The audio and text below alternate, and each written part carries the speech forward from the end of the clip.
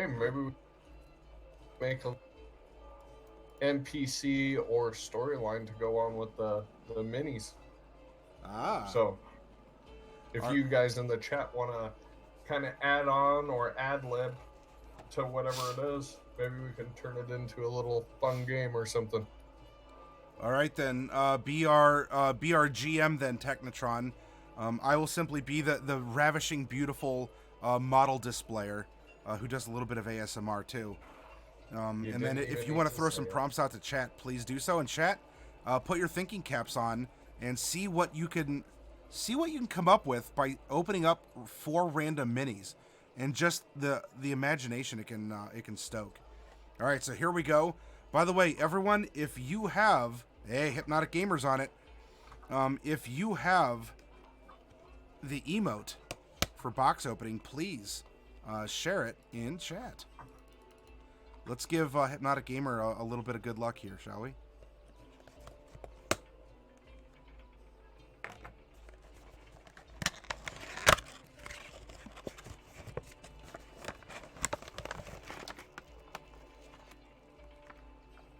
All right, for those of you playing along at home, Technatron says that in an adventure prompt, the first mini is going to be the mid-boss. Believe in yourself, because Technatron does.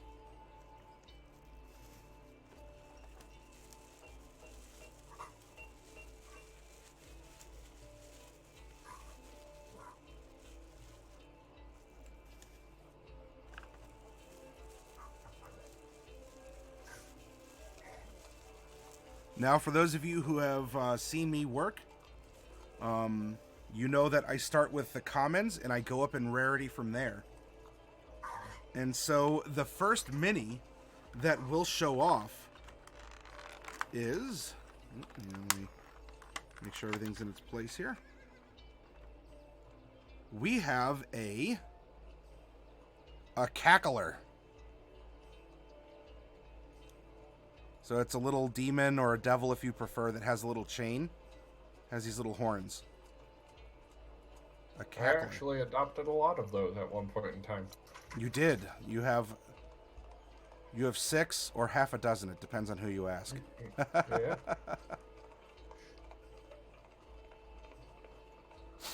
One spot off, Pelicans. All right, so everyone, in a one-shot adventure prompt, Technatron has said this is your mid-boss.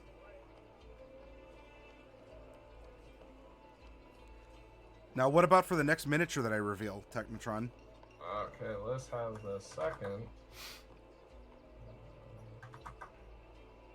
Or I guess I could just say it. Let's have the second be either tied to the NPC or is the NPC for the players to go on this expedition. So it's like the quest patron or the quest giver? Yeah. Okay. So we have this cackler as a mid-boss, and now we have an NPC patron for the party. And that is going to be a blister coil weird. Might have to look that one up. A blister coil weird. This is your quest giver.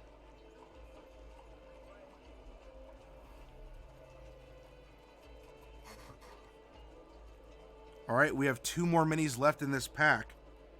With the adventure prompts, what would you like to challenge people to conceptualize next? As then I will want them to tie it together and kind of throw out a quick, like a couple sentence summary. I would say just the fact that it's a weird. I mean, we could stick with Magic the Gathering or Ravnica in this case. And so, essentially, is it experiment, if you will? Like, how would that fit into the world? And if you need to know, like, is this scientific steamwork type of civilization in the pursuit of sciences and magic? Now, that's the description of the second character, right? Not what you're looking for the third. Yes. Okay. Oh, and the third, I would say Uh, it could go either both ways. It could be a support character of either evil or good. So essentially, the trash mob that's aggressive and talking back to you, or the NPC support or the tag along character. Okay. There's your prompt, everyone. And if you're ready for the reveal, this kind of tag along or rival or harasser or whatever is going to be a Duskmantle assassin.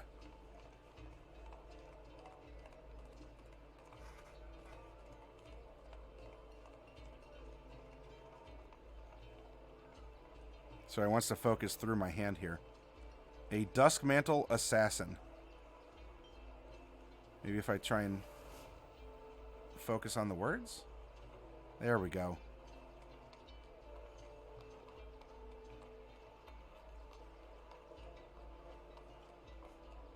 And then lastly, what is the fourth boss. figure going to represent in this one-shot adventure? It is going to be the end thing.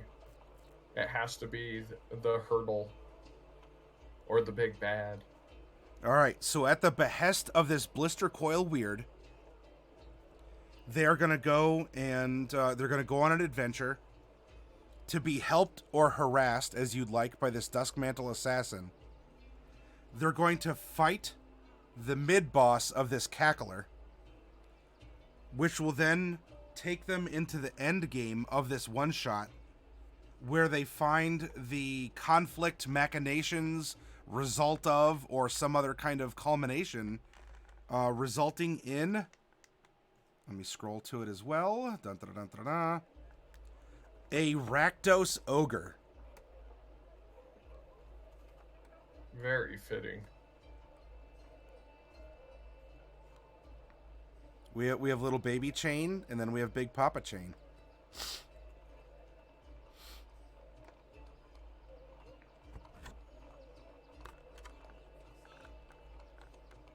The ogre is a big guy, yes. And so I would like to ask all of you out there, what story did we just build out of this box? Because there's everything that you need for a one-shot located right in here. Exactly. So I want to challenge you all to step up and to give like a couple sentence summary of what kind of an adventure could you have with 4 characters like this, confronting and or helping your party.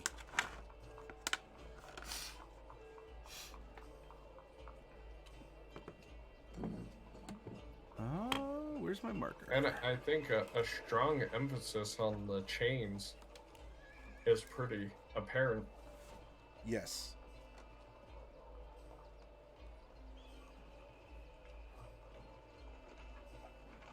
Aha, there's my Sharpie. It fell. Okay. And we can kind of, I mean, I guess if it helps, we can kind of give our own, we would do.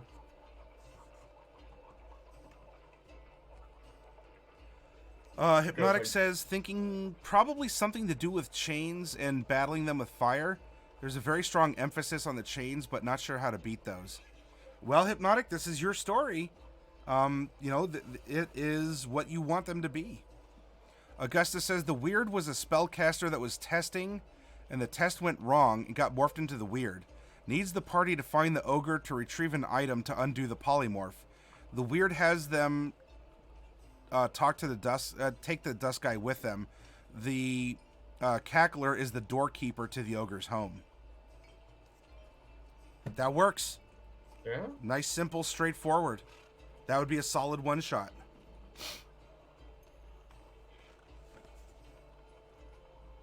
Technatron, do you have one you want to share? I would have gone with Science Experiment Escapes and has the whereabout of some sort of magic-infused cursed items that the chain devils and obviously, like if we're going really heavy into the Rakdos, that are trying to overtake other factions with this newfound power. And I would say I would definitely take that roguelike character and I would have them be kind of the bait and switch. So drag the players in being all friendly just to double cross them in the end, trying to get the chains for their own.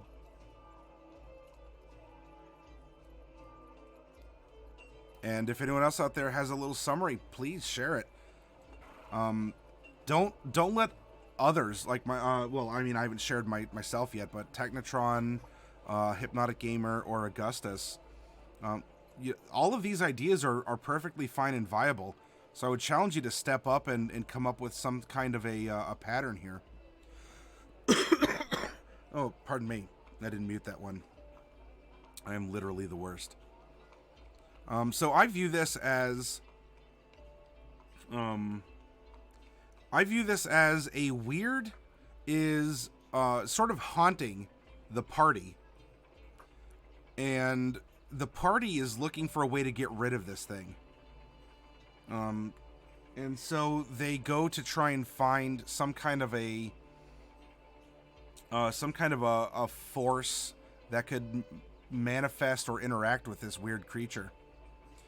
And so as they go out and do so, they are trailed by this agent who is observing them from the shadows, and understands that this thing is powerful, and this agent, this whatever Duskmantle assassin, wants the same thing, although it doesn't know that the party would just be willing to give it up, honestly.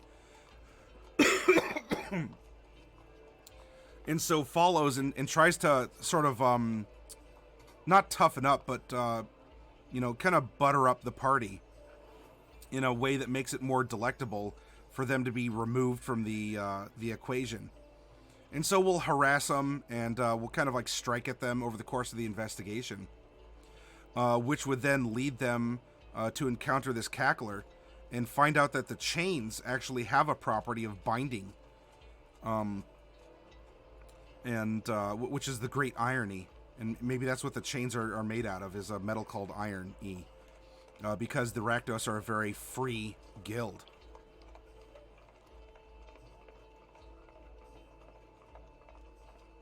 I think that weird really applies to like kind of what we're talking about. How something so strange could be a quest giver, could be a very impactful NPC that I don't think players could necessarily not kind of want to investigate. And this would ultimately lead that the cackler's not going to be enough, and is going to lead to the Rakdos ogre is going to have to be lured back to their house to then sort of do combat with the blister coil, which is probably kind of fidgety. And we can end this one shot with kind of a big 3 or 4 way showdown with the party, the Duskmantle assassin, the ogre, and the blister coil weird, all kind of fighting on the same team but against each other. Because maybe the blister coil weird wants to dissipate because it shouldn't exist. It realizes that. The Duskmantle assassin wants to just haul this thing away. That's what the party wants. And the Rakdos probably look at this as a fun challenge.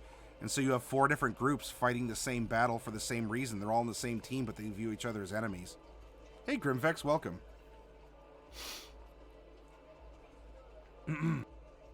All right, now, if I can stop coughing, I owe 1 more box to be opened to Hypnotic Gamer, and we're gonna do a full pull of Monster Menagerie 3, and let's continue this NPC building challenge.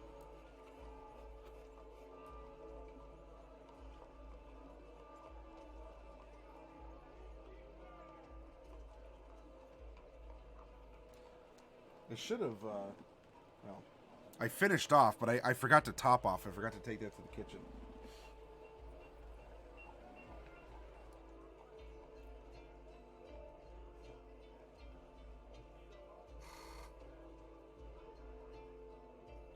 Alright, so here we go. You all know what to do. If you're a subscriber, you have the emote. Let's give Hypnotic Gamer a little bit of love and luck. Okay, should we just go with the NPC straight out of the gate? Sure. That's the topic Yeah. for tonight. Yeah.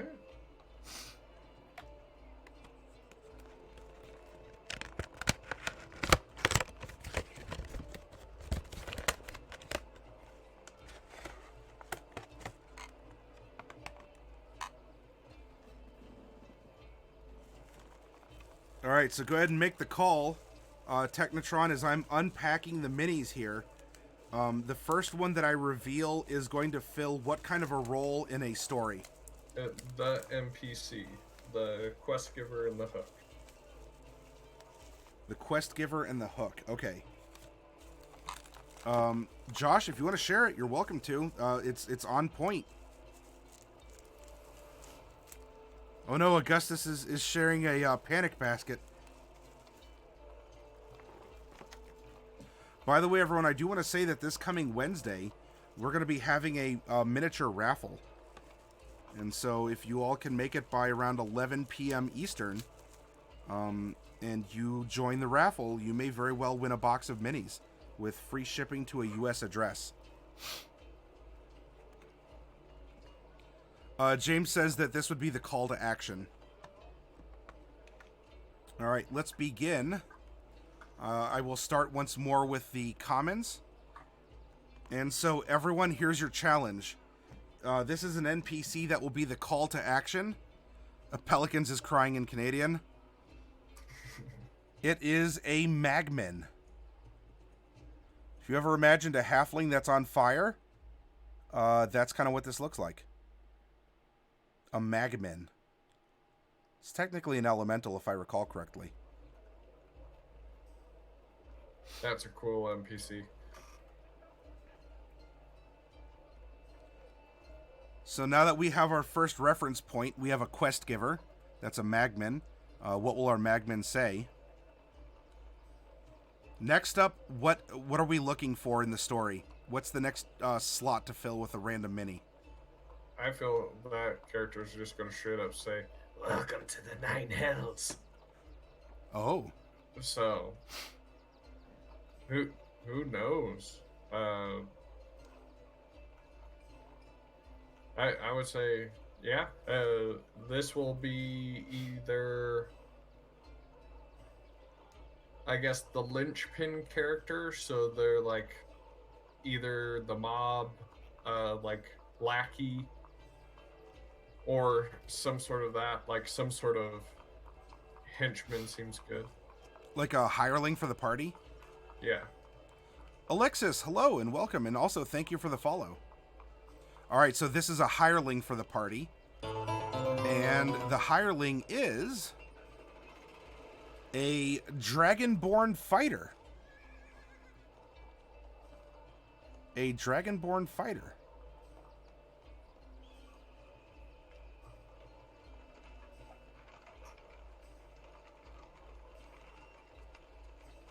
It's good to have a little extra muscle. Especially if that dragonborn is fire resistant. I'm not gonna lie, over this last year, I've gained a whole new appreciation for Dragonborn. What sparked the revolution in your noggin? Well, I played Neverwinter, the MMO, and they have Dragonborn in it. I'm like, they look really cool. And then I started like doing a little bit more research about them. I'm like, yeah, I have a whole new respect for Dragonborn now.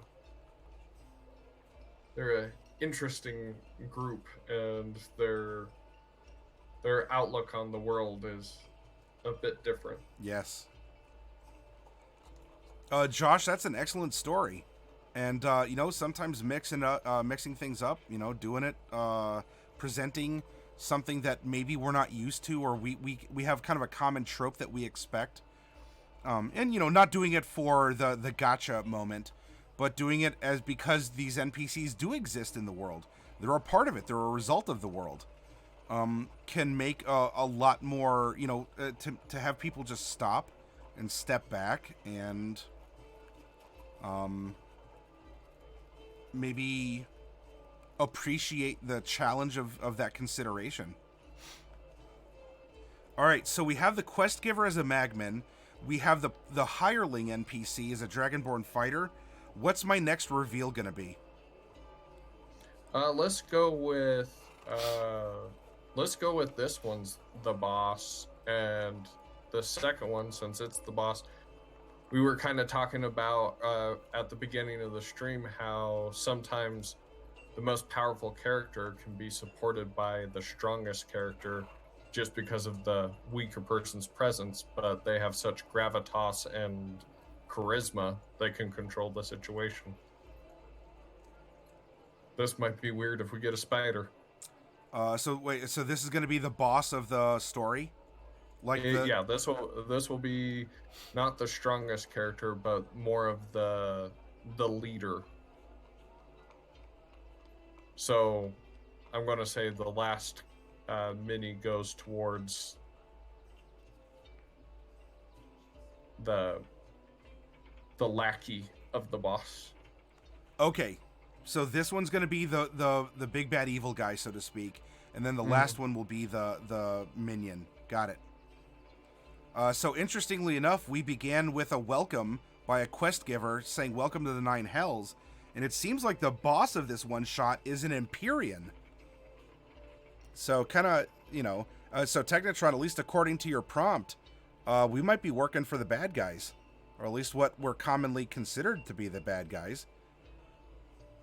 But if we have an Empyrean that is our enemy, this just opens up a lot of other questions. Mm-hmm. Because if I do recall correctly, an Empyrean is a Celestial. And mentioning the Nine Hells, that's definitely a war that has gone on for a while.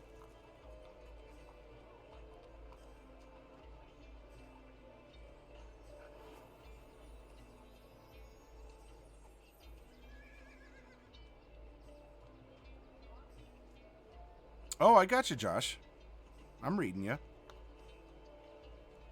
All right, now lastly, this is the so this is going to be the minion for the Empyrean, the kind of the right hand man, or James was saying the brains of the brains of the operation.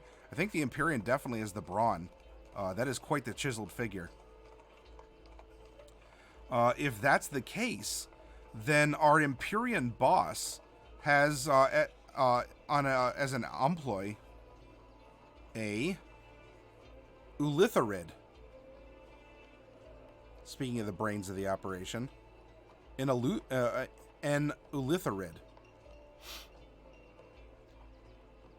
Do we have a worm tongue situation going on? Is that what the ultimate cause of conflict between the Celestials and the Fiends are? Or is it just the Celestial cowed this aberration?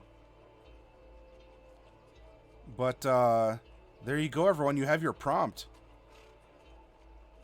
Your quest giver is a magman. Technatron was saying the Nine Hells. It doesn't have to be for you if you don't want it, but that's a suggestion. Going with the party is a Dragonborn fighter. And the boss, the big bad evil guy of this one-shot, is an Empyrean who has a lackey, or at least a quote-unquote lackey, of an Eleutherid. By the way, this is large size. I'm going to put a Dragonborn, and Dragonborn aren't small creatures.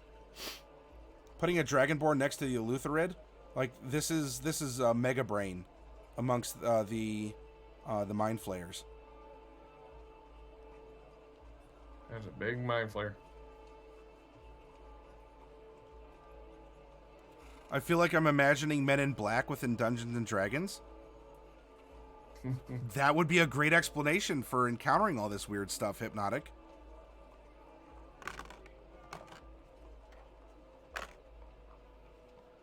What's your...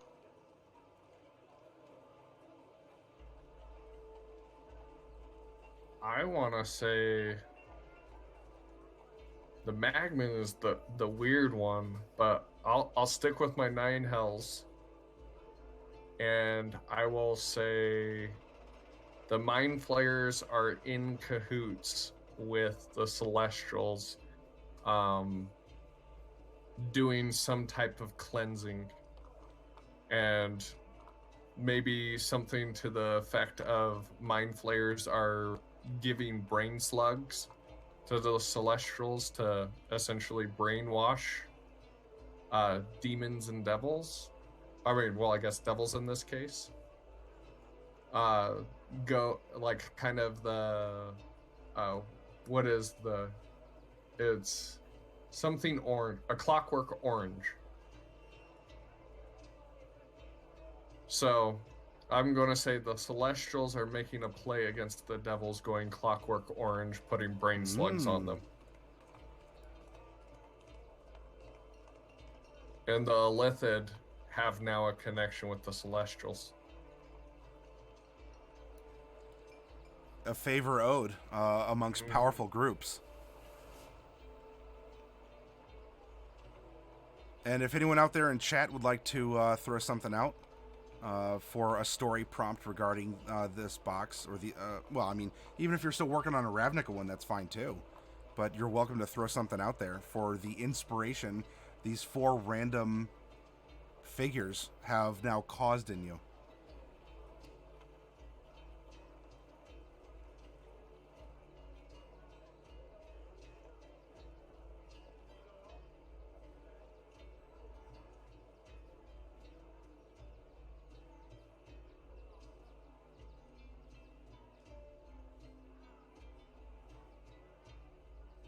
Well, do you want to give yours, Maddie?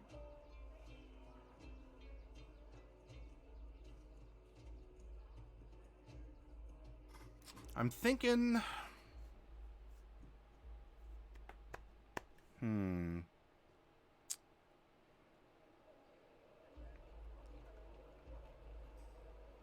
really think that we have a planar crisis on our hands.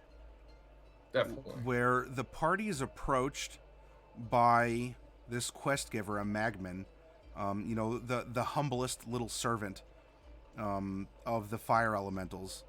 I mean, maybe there's a Mephit that could count, but yeah.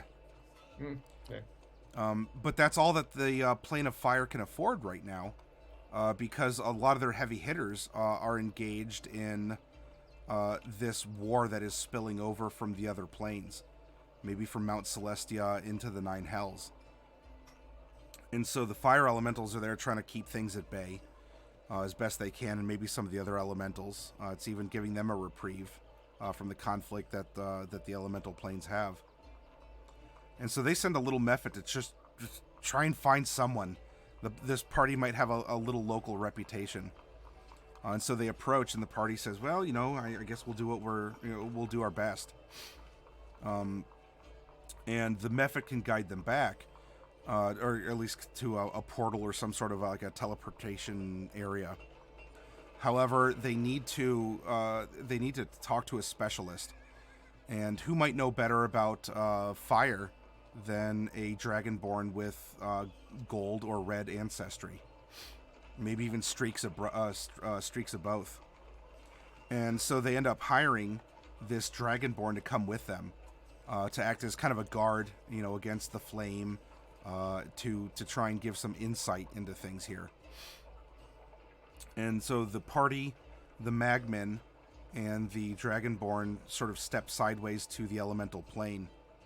And here there's a little bit of investigation before they are pretty quickly drawn to where this Empyrean is actually kind of poaching fire from the elemental plane in order to create these divine weapons, and is getting kind of an advantage in this celestial war. But it's also drawing it's drawing heat, no pun intended, because you know, forged by these elemental fires, it surpasses the standard like immunity or resistance that many devils have to fire. And it's not radiant, like we're talking fire, let alone anything like that's radiant. Flame swords. Yeah, and so this is threatening to tip the balance in a way. And so now we find that you know, we go to investigate the Empyrean, and as we're doing so, and the Empyrean might end up being like labeled as the boss, and we find that controlling the Empyrean from the shadows is this like super representative of the Illithids, who the Underdark isn't exactly its own plane, but there are many arguments about from whence the Illithids have come. And the Illithid here has been stirring the pot, as they are wont to do, using, its intelligence, its reasoning, to use the Empyrean to fuse these elements together. And so really who we thought was the boss is really just kind of a hapless, was coerced or lied to. Maybe not is able to be taken over by the Illithid, but was definitely coaxed into this. And the minion of the boss, in a twist, because if I remember correctly, Technatron, you said end with a twist, where the minion of the boss was actually the boss the whole time. And to bring down the machinations that have spanned across planes, you have to defeat this oversized Illithid, and everything it has planned.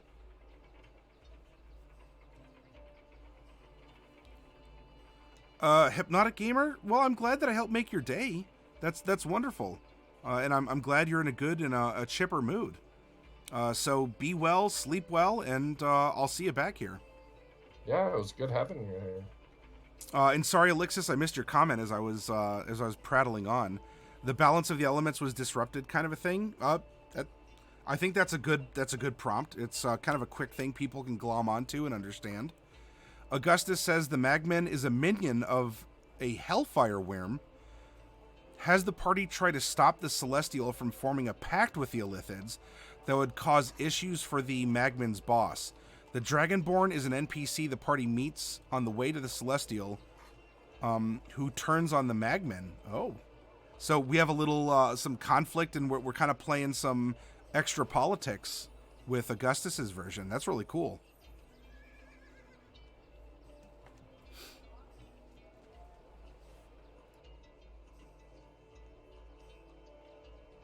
Hark has returned. So Critical Role has ended, Hark? They went kind of late tonight, huh?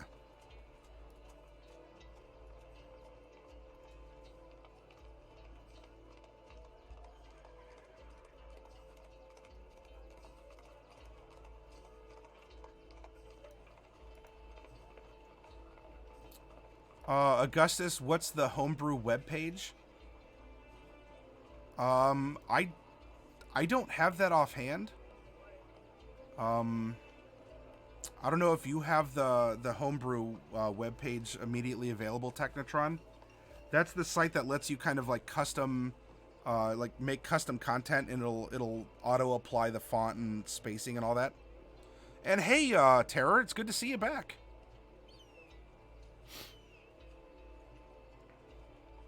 Yeah, there's a lot of good resources out there. That reminded me of like World Anvil. I believe that's what it's called. Although speaking of some interesting tools, I do have another tab open here. We're talking about sort of generating NPCs on the fly. Is this tab something that you can recommend to folks? Yeah. Anything in a pinch. Multiple NPC randomizers are fantastic for NPCs. I would say this one, I definitely go with, but even taking things from older editions is a really good way to do it too, because sometimes all you need is the fluff and the story from an old character, and that's a lot more transferable to newer things, because you don't necessarily need but more of a presence for NPCs. A good case for that is taking old stories from second edition or even first edition and taking their NPCs or characters from that and adding them to your game is a really good resource. So it looks like here upon load, it just sort of randomly showed off what it's capable of doing here. Name, age, race, kind of profession here, some physical description. Would you say that what you see here on screen, is this enough texture to relate back to the terms we were using before? Or is there something that you might want to add? Or would this be for just a quick, like a 2-dimensional character and not a 3-dimensional NPC? Well, what it would be is it's enough bones to get all the groundwork done. Because essentially, the more you get done ahead of time, or the less prep you have to do, I would say I would rather have this do the groundwork, and I instantly think long curled red hair and brown eyes. Well, let's go ahead and just take off one of those S's, and let's say brown eye, and the other one is scarred, or maybe bleached white, and just add on little things to it. I think the smooth sunburned brown skin is really great, and all you would have to do is add in effect of why it was there. Maybe they were super close to the fire and roasting almost when they were blacksmithing. That's kind of telling a story just by itself. I kind of wonder now. So with a resource like this, in fact, I'm going to drop the link. I'm going to drop the link in chat. We had this Dragonborn. And so if we come down here, we can choose Dragonborn. I guess the alignment could be random unless we really wanted to lock something in. But if we just have a male Dragonborn, plot hooks, were we talking about something that was a kind of a classic plot hook to come along for the party as a hireling, or would you consider that kind of funky? Are you talking about the NPC that needs to tag along to get said item or saved? Yes, the Dragonborn fighter that we popped out of that box of Monster Menagerie 3. Let's whip up some stats or something real quick for him. Oh yeah, yeah. So with the plot hook, would you? It has random, classic, or funky. Which kind of plot hook do you think would? Let's go funky. Let's get wild. And does this Dragonborn have a particular occupation to you? The options are random, a class, or a profession of some kind. He seemed kind of like an expert, right? He was hired for that? Yeah. Now there's a prompt about a social class. Is he learned, a lesser nobility, a professional, working class, martial, underclass, or entertainer? Martial class.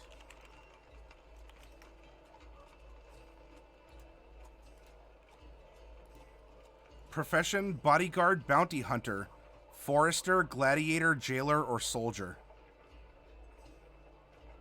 I would say, I mean, what he looks like is a soldier, but bodyguard would work as well. Okay. There's no more prompts that are being added. And so now what we can do is we'll hit generate. And if we do find ourselves in a pinch, suddenly this Dragonborn that we just pulled out of the box of minis is named Urfolg, is a 44-year-old male Dragonborn bodyguard, has a ridged head and green eyes, and has dirty blue scales. Stands 6'2" and has a regular build. He has an oval typical face and has a complicated piercing on his nose.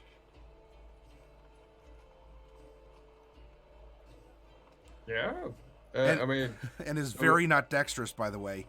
I don't know how we got a 5, but we have a 5 in dexterity. it's probably that piercing. It is complicated. Ah, so it might be part of a ritual or something? Could be. Let's see. He secretly claims to worship Bane. Ooh. But secretly worships Mystra, goddess of magic, spells, and the weave. He easily holds grudges, is extremely lazy. He cannot use his breath weapon. That's cool. He used to be bullied as a child and learned to fight so that it wouldn't happen again. He reacts violently to leaves. He doesn't like vegetation, must live on a mountain or something.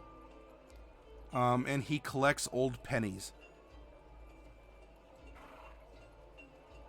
Yeah, we definitely have a weirdo. The plot hook that this furnishes, of course, I mean, we were talking about stuff from before. All of his furniture has suddenly become animated.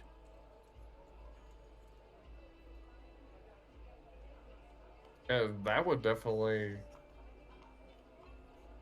Hey guys, I'm willing to help you out, but my furniture has a mind of its own. Got to do a side quest to earn me to come along. I mean, that right there is a great one shot. A whole house of animated objects.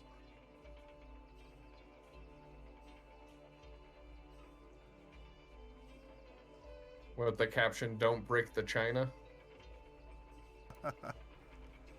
Allergic to leaves, can't travel through most forests. Yeah, hey, it could even just be an allergy. That's why he's so violently opposed to them.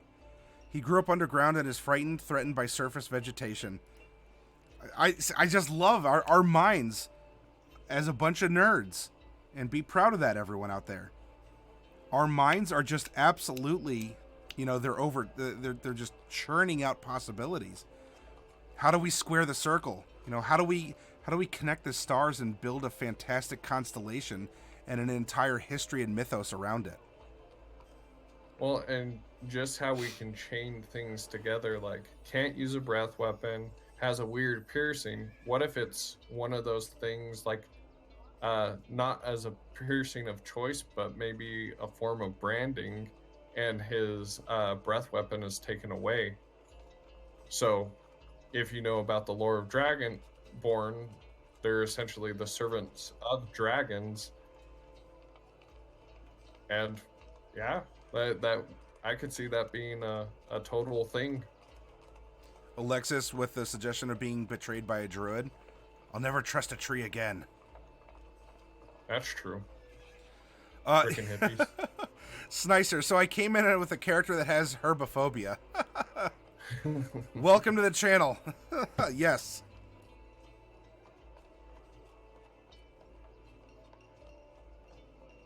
But yeah, I would say just resources like this, rolling up like 5 random characters, you now have yourself a little booklet of things that you can influence in a game and create. Not to mention using a box like that, just getting a Dragonborn. It led us down this rabbit hole, and we now have about 3 or 4 different one-shots that we can do with it. Actually, 5, because of the animated house. Yeah. I did another just kind of a completely rando, and then Augustus, we'll go over to your monster real quick. Janshai Chaucer is a 15-year-old male half-orc gravedigger. He has a bald head and black eyes, rough gray skin, stands 6 feet tall, and has a regular build. He has an oval, very beautiful face, and smells severely of soap.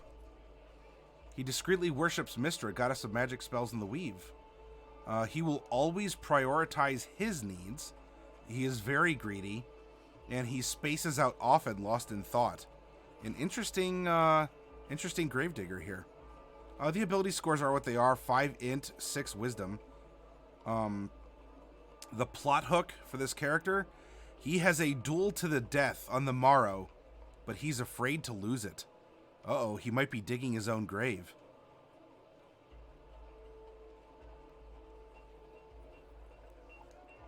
Maybe what that soap is for, forever unclean. Ah. And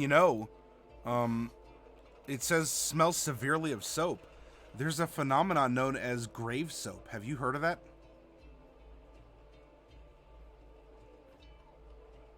Gray soap or green soap? Grave. Oh, Grave. Gravestone.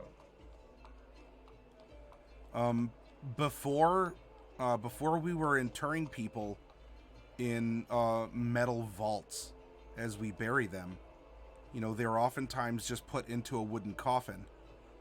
And so as the wood and the body decomposed, elements of the body, such as fat, actually would, through water and through the compression of the soil, make its way up to the top. And so, I mean, what is soap but actually a fat?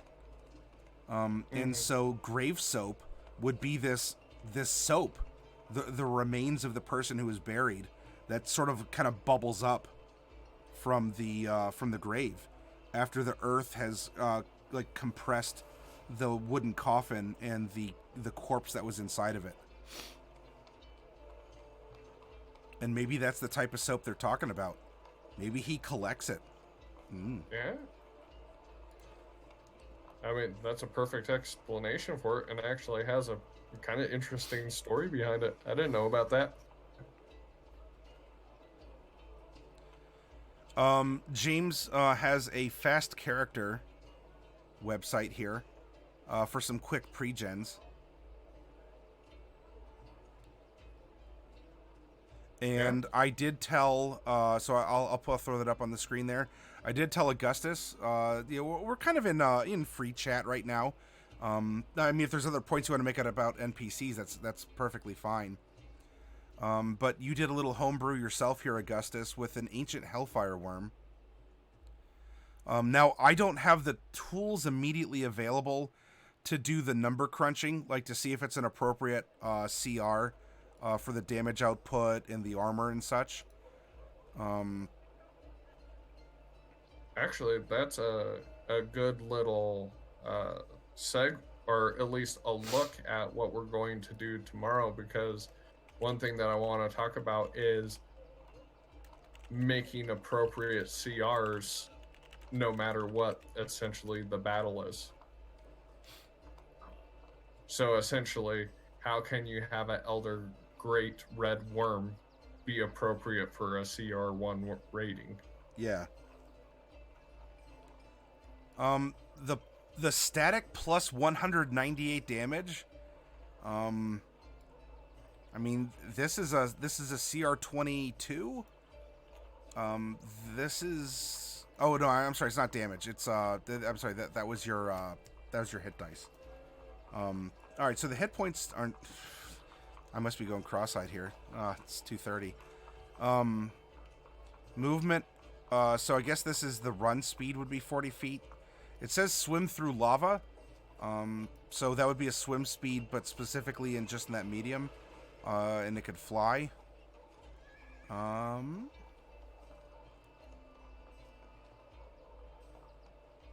Damage immunities. I don't think you have to put lava if you have a fire immunity. I don't think there's too many DMs that would contest that that's what the element would be. Is Plane of Chaos the deep speech? Or is it a custom language for your area? Legendary Resistance, that's pretty bread and butter for a lot of monsters of that challenge rating.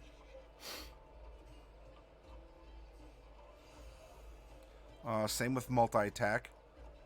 And again, I'd have to measure the plus to hit and the damage and all that. Frightful Presence is also a good bread and butter ability for dragons. Yes, especially flying into a group. And Lava Breath. The dragon exhales lava in a 90-foot line. Each creature in that area, DC 24 Dex throw, or takes 91 average damage. I imagine by lava damage you mean fire damage. On a failed save, or half as much on a successful one.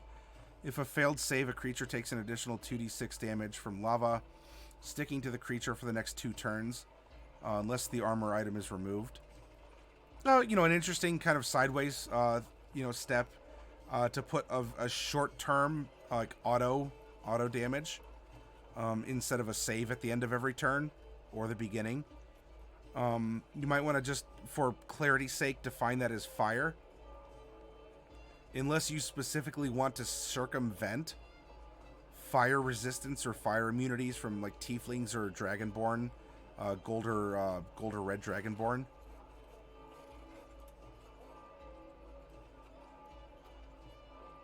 But it does have a pretty fierce outlay.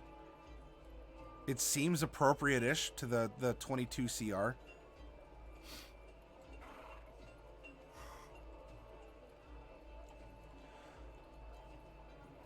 Augusta says, I see this could be a good boss creature. It lives in a volcano. Okay.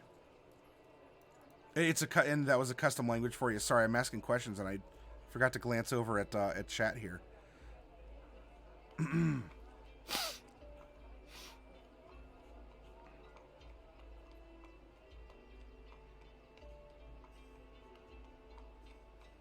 438 hit points. To be honest, my one player could kill it in a single turn. Ooh, Shukan. You got a spicy character then. I have now remaining 7 boxes of the sealed brick of 8 for Monster Menagerie 3. In fact, I can do a restock.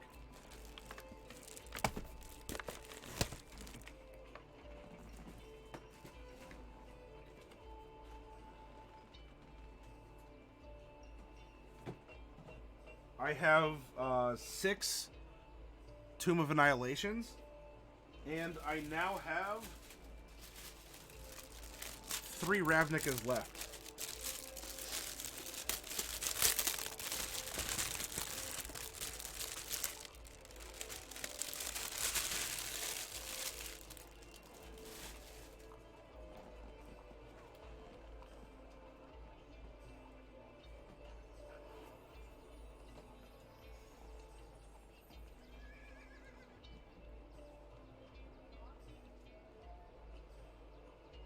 Yes, Ravnica and Tomb of Annihilation are 18 for a full pull. And then we can play the NPC game again.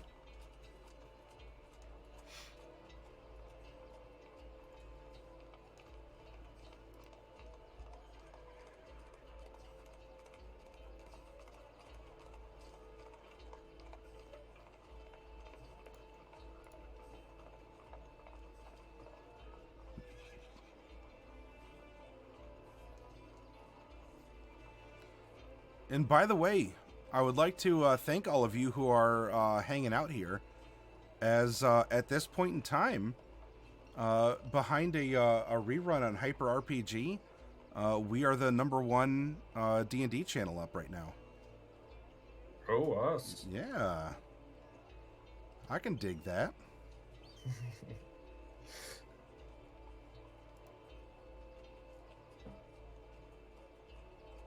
And hey, it's thanks to all of you out there. Yeah, definitely. Thank you so much for tuning in. Shukan is asking, who's the person talking?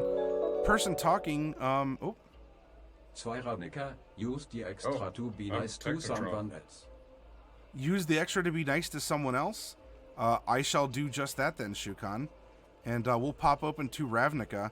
Now, while I prepare to do that, mysterious voice on the other end of the broadcast, please do introduce yourself.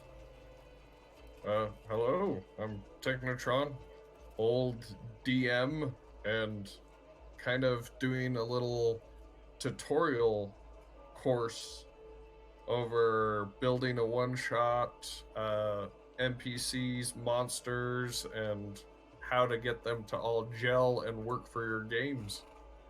But yeah, I'm a streamer, a artist, and a guitar teacher.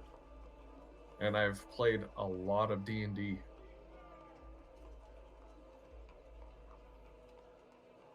And I'll throw out some of my plugs, because it seems appropriate.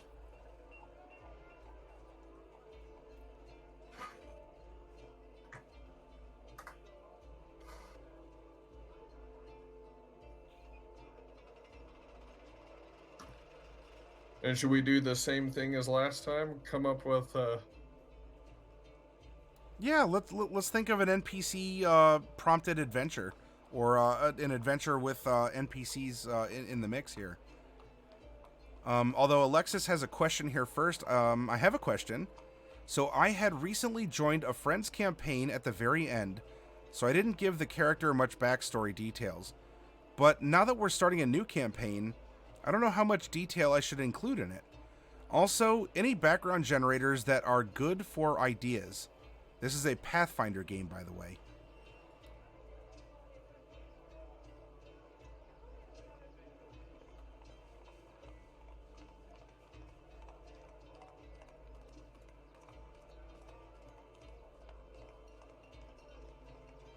And Technatron, if you have any insight to help with Alexis here.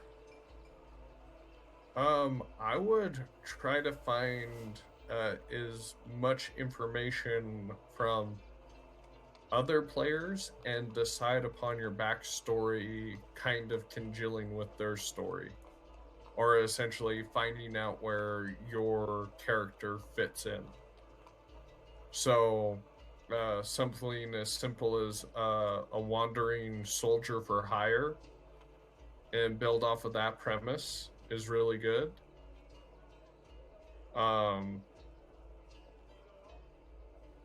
There's several avenues just to join up with a party, but I think the first place I would look is through the players and what they're doing, so you align with them. And it might sound weird not to go necessarily with the DM at first, but I think with a longer going campaign, the players should know what's going on and kind of what they would want in the party, and that should help you narrow down on who your character should be and how they fit in the world.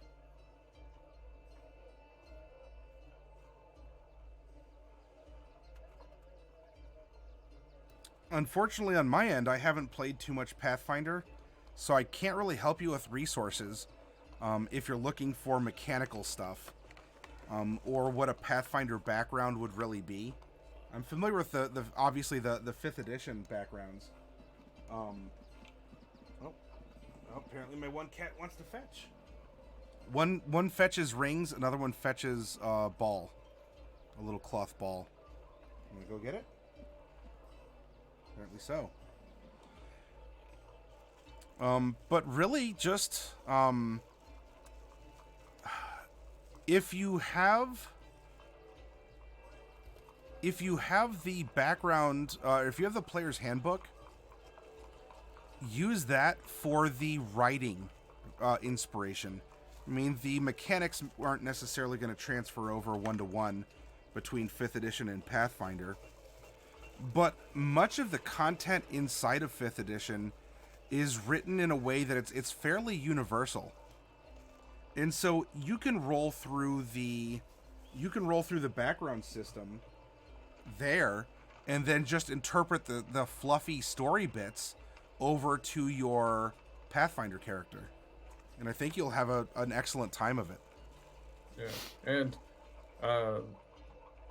Pathfinder is essentially, if I had to explain it to someone from 5e, is a more complex and versatile character sheet, and it's heavily feat-based.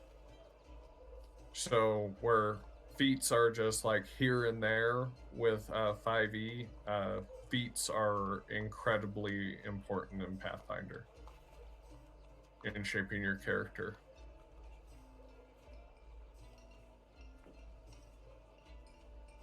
Nope, actually, I'll just repeat what I typed here. No need to apologize, Alexis.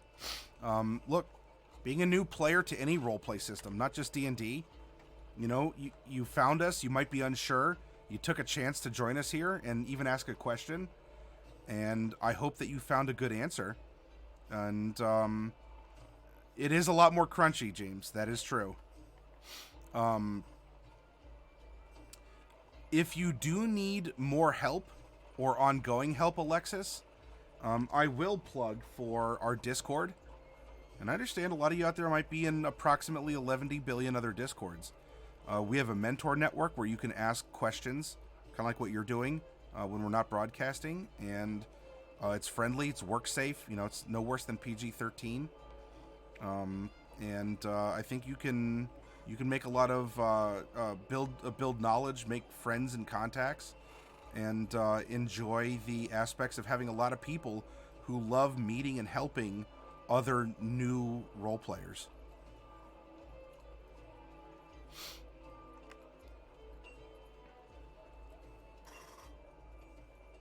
And I would also say just streams in general are pretty useful if you just go around and you find a more talkative stream or workshop.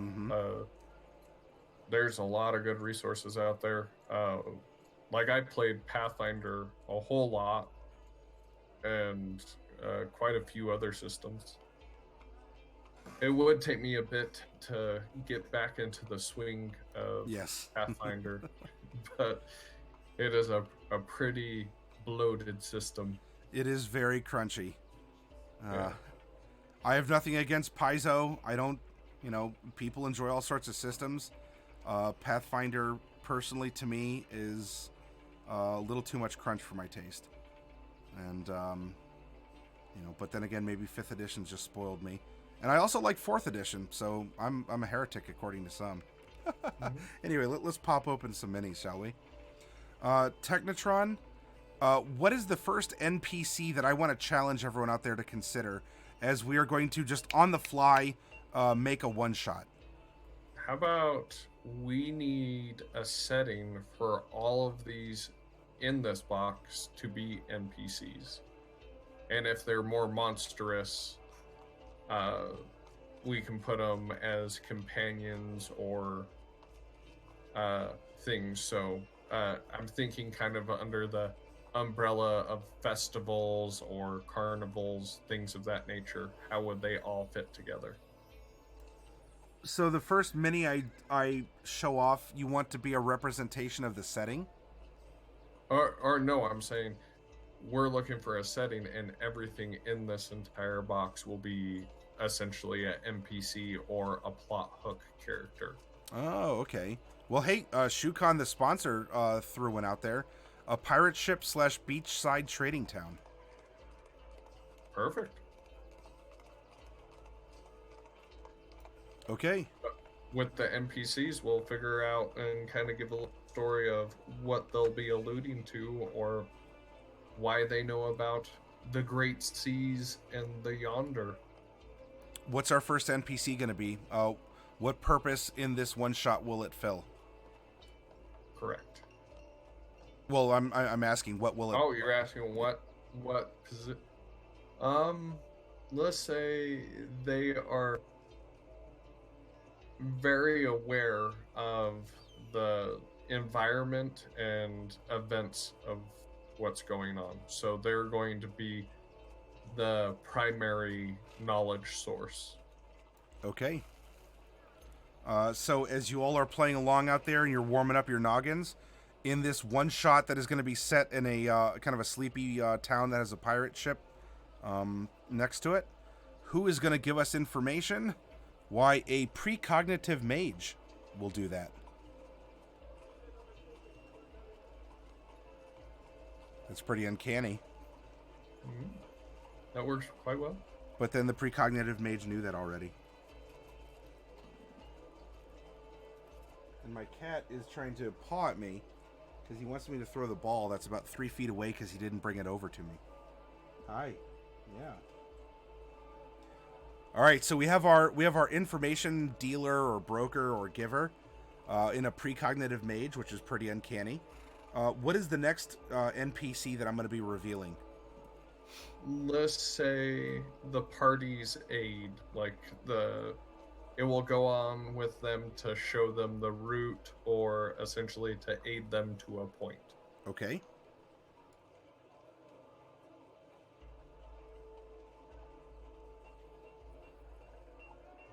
We're jumping over to the uncommons, and the uncommon revealed to fill this slot is Jared Golgari Guildmaster, or if you kind of just break it down, we have an elven lich or just an undead elf of some variety.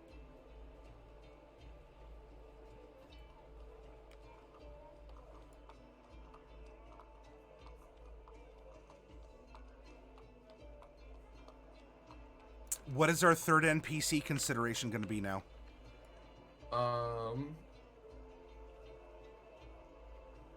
Trying to think what kind of NPC could we get in there. Should we have this is the NPC that is meant to die or cause some sort of moral conflict? Moral or emotional conflict? Yeah. Yes. Because as a DM, there's probably some NPCs that we know are gonna bite it over the course of the story, or at least we're fairly confident. All right, that NPC then, going in order of rarity, is going to be a Sphinx of Judgment.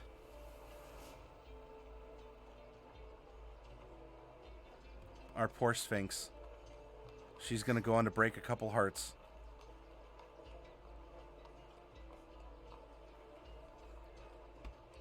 This is a tall character, by the way. Yeah, that's a very big figure.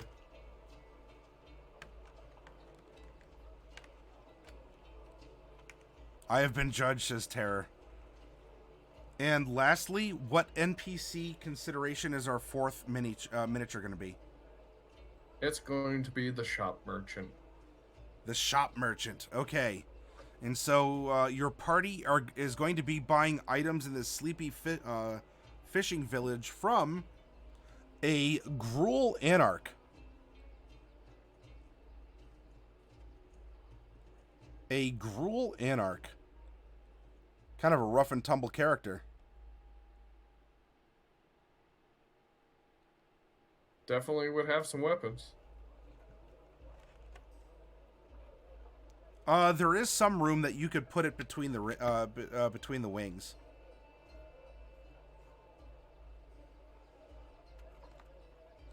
So I don't know if it's meant for it, but you could set one between the wings.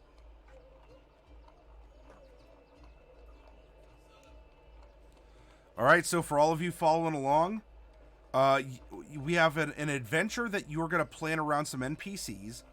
The info gatherer or the info dump is going to be a precognitive mage.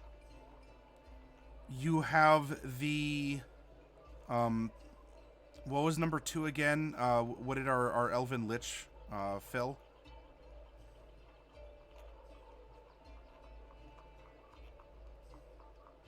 I mean, I'm coming up with something. Okay. So I kind of I want to go with kind of outside of it and us looking in, but that seer knew about the players before they even existed, and he knows their path that they need to take. And I'm going to have them send them to the weaponsmith to buy something so they don't get essentially a sickness, like a quaking disease from the elf, like so they wither away like some sort of rotting flesh disease. Okay.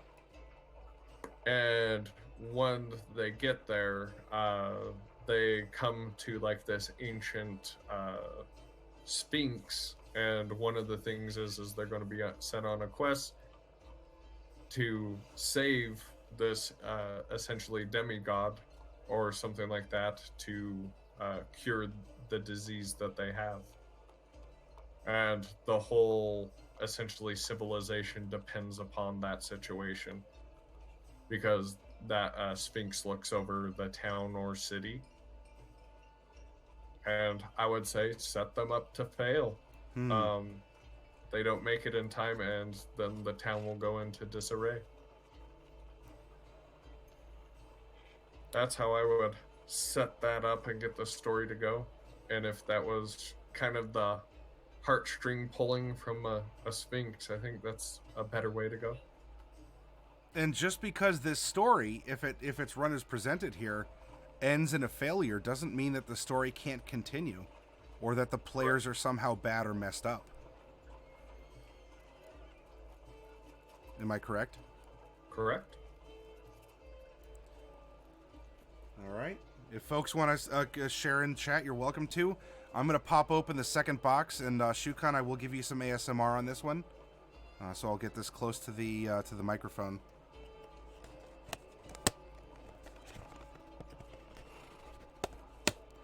And by the way, everyone, please, if you have the miniature box emote, let it rip as we pull some cool minis. Yeah, you are the mini master.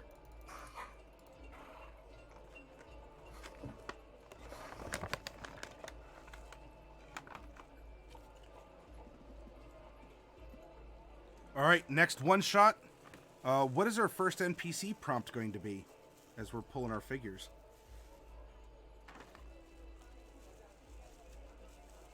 We've been going over a bunch of interesting roles that NPCs can fill in the course of a story. Hey, Wolfie, welcome. If there's kobolds in here, that'd be quite interesting. Oh yeah, we can get a call first. How about we go in reverse order? The first one's going to be the big bad. Okay. The big bad evil guy of our one shot as we are randomly pulling minis out of boxes is going to be Krenko, Goblin Mob Boss. Man, that's on point. So here's our final boss of the adventure. Hey, goblins could be level 22. Oh. All right. Yeah, this is our big bad evil guy. What's next?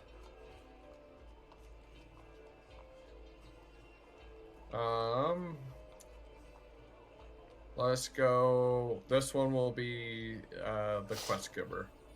The quest giver. Alrighty.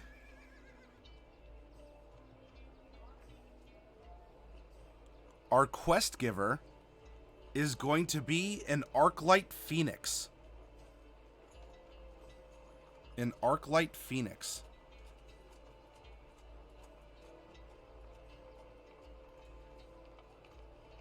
Drops a message to the players. Who knows? Writes with fire in the sky. It gives a mighty caw.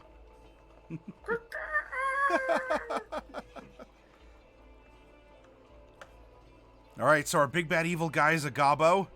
Our quest giver is this Arclight Phoenix, who clearly sought out the party because they're extra special. What is our third NPC consideration going to be? Let's have this be onlooker, someone or something very aware of what the players are doing. An onlooker, but not necessarily a meddler, like maybe an optional NPC encounter. Correct. A representation of the world, a swaying faction character. Oh, okay. So yeah, that's interesting, right? Because the effects that ripple out from actions don't have to be overt. They can be covert as well, and you could be changing hearts and minds by the people who watch what you do, but may never tell you. Oh, Fallon will keep saving up. I mean, I don't know if it's just a matter of like squeezing out another ad or two, but it's if you do in fact watch ads for bits, which any of you can, those bits are the same. They'll buy you boxes. All right, so our sort of hidden political faction swayer is going to be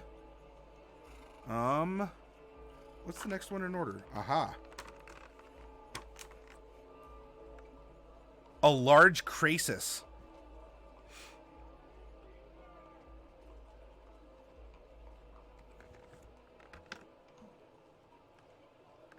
Quite possibly intelligent. May not be humanoid. Doesn't mean that this person doesn't, or this thing doesn't gather information, or will act for or against the party depending on their choices. Might just want a lot of food. I love to think they have a little guy in their throat all the time, says Wolfie. And then lastly, what is our final piece going to be representative of? This is going to be the henchman of the boss, the second in command. The second in command to Krenko is going to be Lazov, Demir Guildmaster. Who knew?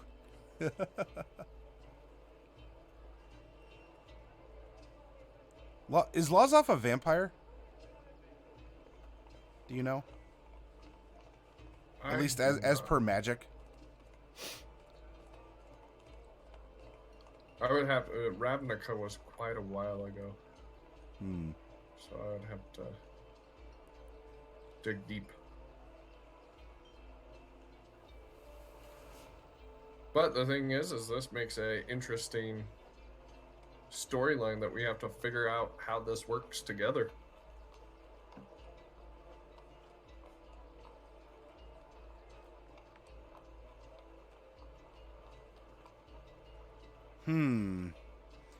Well, you throw out something for the last one. Maybe I can come up with something on the fly for this one. And of course, if there's anyone in chat who wants to throw out a story with these considerations. So we have Krenko as the big bad evil guy, being served by this kind of shadowy assassin character as his right-hand man. The quest giver to the party is this Arclight Phoenix. Kind of can swoop down and deliver a message.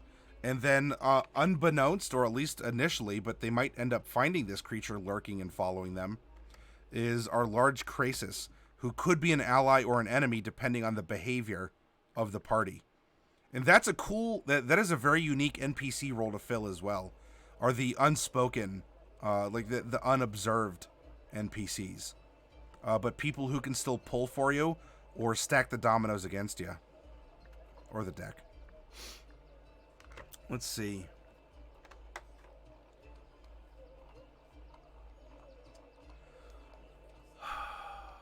That Phoenix is making me think of a lot of shows like Flipper, Lassie. Yeah. Things that don't necessarily talk, but always have a message to give.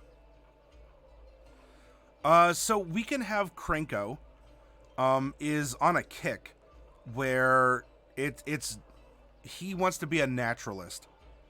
All of these modified creatures, in fact, let's make kind of a compelling villain. All of these experimental creatures that are being made by the Izzets and the Simics are actually like animal torture and cruelty.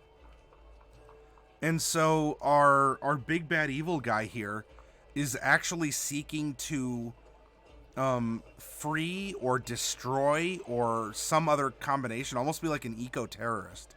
Does that make sense? Mm-hmm. And so, Krenko is using his mob boss connections to pull strings and to provide a distraction, of course, while his assassin goes out and sneaks into facilities and puts these creatures down out of their misery, but also puts down the people who are experimenting on them and making them. The Arclight Phoenix, then, could approach the party with this mixed message of, hey, I escaped because I was, I was being, manufactured, tortured, and all this. And the party's like, that's good. Well, but yes, this person also went and killed everyone in the lab. That's probably not as good. Eins Ravnica. End die Adedofa Olan 005. Oh, all right. One more Ravnica and another 9 for Fallon. So, Fallon, you have, if you have 900 bits, you can get a box of Tomb of Annihilation or Ravnica because of Shukan's generosity. And so now we have this other creature, which is invested in its livelihood. It wants to eat. It realizes it's been experimented on, would love to be free, but can't really make up its mind. And so as the PCs go on this moral adventure to put down or join this eco-terrorist, they could recruit a powerful friend or enemy, depending. How about that for a pitch? We have a big bad evil guy that actually has arguably moral aims wanting to stop this sort of animal experimentation, but of course is taking a bit of an extremist approach to it. Makes sense for a goblin. Well, if you want to go for a single pull, Fowlin, if 9 is available, then 200 bits would be a first dibs pull on Tomb of Annihilation or Ravnica, or 400 bits would be a first dibs pull in Monster Menagerie 3.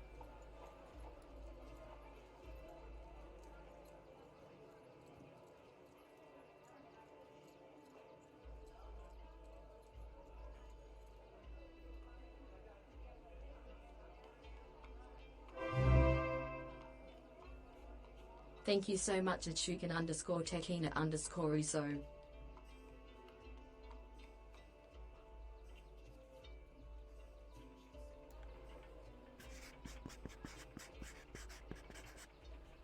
And there we go, Shukan.